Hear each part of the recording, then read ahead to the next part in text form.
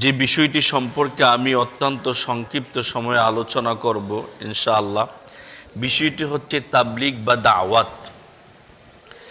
দাওয়াত শব্দটি হচ্ছে কোনো বিষয়ে কাউকে আহ্বান করা, এটাকে দাওয়াত বলে। আহ্বান করাকে দাওয়াত বলে। আর কোনো কিছু পৌঁছে দেওয়ার নামই হচ্ছে তাবলীগ। এখন কথা হচ্ছে আল্লাহ রাব্বুল আলামিন সূরাতুত তাহরিম ৬ নং আয়াতে ইরশাদ করেন, ইয়া আইয়ুহাল্লাযীনা আমানু কু আনফুসাকুম ওয়া আহলিকুম নারা ওয়াকুদুহান নাস ওয়াল হিজারা আলাইহা মালাইকাতুন গিলাযুন শিদাদুন লা ইয়াসুনাল্লাহা মা আমারহুম ওয়া ইয়াফআলুনা মা ইউমারুন। আল্লাহ রাব্বুল আলামিন বলেন, হে ঈমানদারগণ, তোমরা নিজেরা জাহান্নামের আগুন থেকে বাঁচো, পরিবারদেরকে জাহান্নামের আগুন থেকে বাঁচাও। এটা এমন একটা জাহান্নাম যে জাহান্নামে একবারে নির্দয় অত্যন্ত কঠোর ফেরেশতাদেরকে আল্লাহ রাব্বুল আলামিন নিয়োজিত করে রেখেছেন, যে ফেরেশতারা কোনো সময় আল্লাহ রাব্বুল আলামিনের নির্দেশ অমান্য করেন না। আল্লাহ যা নির্দেশ দেন তাই তারা ফলো করেন। এই আয়াতটির শাব্দিক অনুবাদ। এখন কথা হচ্ছে আল্লাহ রাব্বুল আলামিন নিজেকে জাহান্নামের আগুন থেকে বাঁচাতে আমাদেরকে বললেন। আমি কিভাবে জাহান্নামের আগুন থেকে বাঁচব, সেটি হচ্ছে আল্লাহ রাব্বুল আলামিন সূরাতুল হাশর ৭ নং আয়াতে ইরশাদ করেন, ওমা আতাকুমুর রাসূলু ফাখুযুহু ওমা নাহাকুম আনহু ফান্তাহু।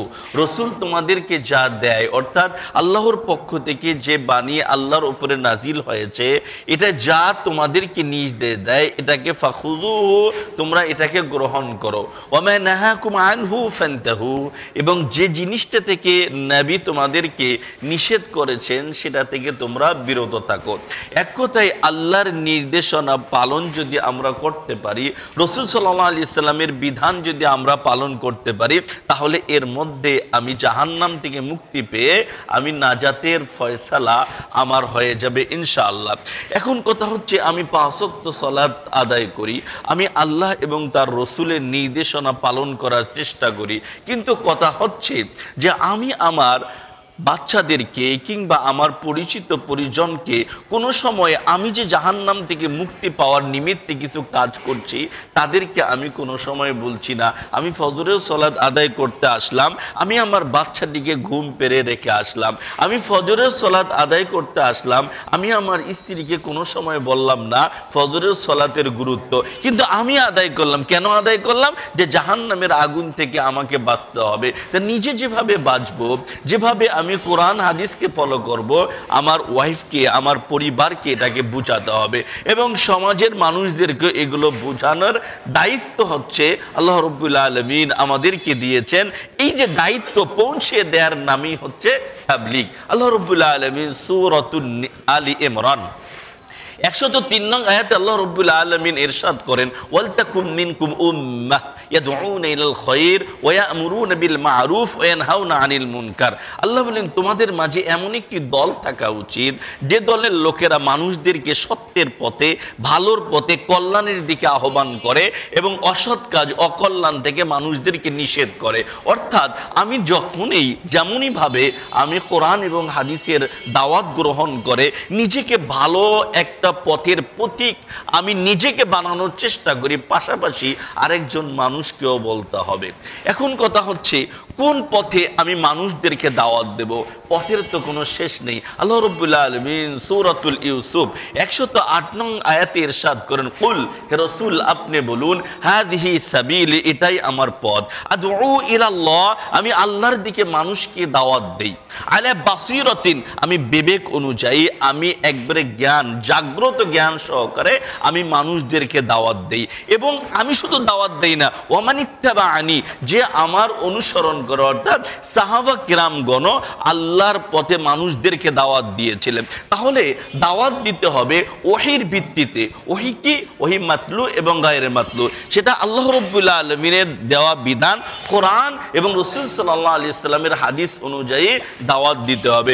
যখনই আমি ওহীর ভিত্তিতে আল্লাহর নির্দেশ অনুযায়ী অনুযায়ী যখন আমি দাওয়াত দেব, মানুষদেরকে সঠিক পথের আহ্বান করব, তখন কিন্তু কোনো সময় দেখবেন যে গন্ডগোল হওয়ার কথা নয়। যখন আমি কোনো পন্থীর নিকটে চলে যাব, আমি অমুক পন্থী আর এক অমুক পন্থী, সেই পন্থায় যখন দাওয়াত দেব, তখন কিন্তু দুই পন্থীর মধ্যে মারামারি হওয়াই স্বাভাবিক। আর যদি আমি কোনো পন্থা না মানি, বাতলিয়ে কোনো পন্থীর যদি দাওয়াত না দিয়ে এক আল্লাহর দাওয়াত দেই, তাহলে আমার মাঝে কোনো বিভেদ দেখা যাবে না। আল্লাহ রাব্বুল আলামিন রাসূল সাল্লাল্লাহু আলাইহি ওয়াসাল্লামকে লক্ষ্য করে বললেন, সূরাতুল মাইদা ৬৭ নং আয়াতে আল্লাহ বলেন, ইয়া আইয়ুহার রাসূল, হে রাসূল, বাল্লিগ। বাল্লিগ এটা আদেশ সূচক শব্দ, আপনি তাবলীগ করুন। কিসের তাবলীগ? কয় উসুলের তাবলীগ? কোন পন্থীর তাবলীগ? আল্লাহ বলে দিয়েছেন যে হে রাসূল, আপনি তাবলীগ করুন, আপনি দাওয়াত দিন, মানুষদেরকে পৌঁছিয়ে দিন। কিসের দাওয়াত? মা উনজিলা ইলাইকা মির রাব্বিক, আপনার পূর্বর পক্ষ থেকে যা অবতরণ করা হয়েছে, যা নাজিল করা হয়েছে, সেই পথের আপনি দাওয়াত দিন। তাহলে দেখতে হবে যে দাওয়াতের মধ্যে কোরআনের কথা রয়েছে, আল্লাহর ওহীর বিধান রয়েছে, যে দাওয়াতে নবী মুহাম্মদ সাল্লাল্লাহু আলাইহি সাল্লামের সহিহ কিছু কথা বলা হয়েছে, এই পথের যদি আমি দাওয়াত দেই, তাহলে এর মধ্যে বরকত হবে ইনশাআল্লাহ, এর মধ্যে কোনো মারামারি হবে না। আর এই পন্থায় যদি দাওয়াত দিতে যাই, তাহলে দাওয়াত দিতে গিয়ে কোনো একটু সমস্যা হতে পারে, রক্ষা করার মালিক কে? আল্লাহ। কাজী ভাইয়েরা আমার, সমাজের মাঝে যখনই আমি দেখব, মুসলিমের হাদিস, রাসূল বলেছেন, মান রাআ মিনকুম মুনকারান, যখনই তুমি সমাজে কোনো গর্হিত কাজ করতে দেখবে, কাউকে মুনকারান ফালিয়ুগাইয়িরহু বিয়াদিহি, তখন তুমি এটা হাত দ্বারা প্রতিবাদ করবে, প্রতিরোধ করবে। ফাইল্লাম ইস্তাতি, যদি হাত দ্বারা প্রতিরোধ করা সক্ষম না হও, তাহলে ফাবিলিসানি, তুমি তোমার জবান ব্যয় করবে। ফাইল্লাম ইস্তাতি, যদি জবানও ব্যয় করতে সেখানে সমস্যা হয়, তাহলে ফাবিকলবিহি, হৃদয় দ্বারা ঘৃণা করবে, যদিও এটা ইমানের একটা দুর্বলতম স্তর হয়। তাহলে বোঝা গেল দাওয়াতি কাজের গুরুত্ব। দাওয়াত দিতে হবে। আমি যে কাজটি করি, আমার যদি পরিবারের সদস্যরা সে কাজটি করে না, কোরআন এবং হাদিসের বিরুদ্ধে চলে যায়, তাহলে তাদেরকে বোঝাতে হবে। আমার যদি এলাকার মানুষেরা কোরআন হাদিসের অন্য দিকে চলে যায়, তাদেরকে বোঝাতে হবে। সমাজের লোকদেরকে আমাদেরকে বোঝানোর দায়িত্ব আপনার এবং আমার। যদি এই কাজটি করতে আমি ব্যর্থ হয়ে যাই, তাহলে যতই দোয়া করি, আল্লাহর কাছে দোয়া কবুল হবে না। তিরমিজির হাদিস, আন হুযায়ফা রাদিয়াল্লাহু তাআলা আনহু قال, হুযায়ফা রাদিয়াল্লাহু তাআলা আনহু হতে বর্ণিত, তিনি বলেন, ওয়াল্লাযী নাফসি বিয়াদিহি, সেই সত্তার শপথ করে বলছি যার হাতে আমার আত্মা রয়েছে, লা তা'মুরুন্না বিল মা'রুফি ওয়া লা তানহাউনা আনিল মুনকার, অবশ্যই তোমরা ভালো কাজের দাওয়াত দেবে, খারাপ কাজ থেকে অবশ্যই মানুষদেরকে বিরত রাখবে। যদি এই কাজটি না করো, তাহলে আও লা ইউশিকান্নাল্লাহু আন ইয়াবআসা আলাইকুম ইকাবান, যে আল্লাহ তোমাদের প্রতি আসমান থেকে এমন শাস্তি দেবে, সুম্মা তাদউনাহু, তোমরা হাত তুলে আল্লাহর কাছে দোয়া করবে, ফালা ইস্তাজাবু লাকুম, তাহলে তোমাদের দোয়া কবুল হবে না।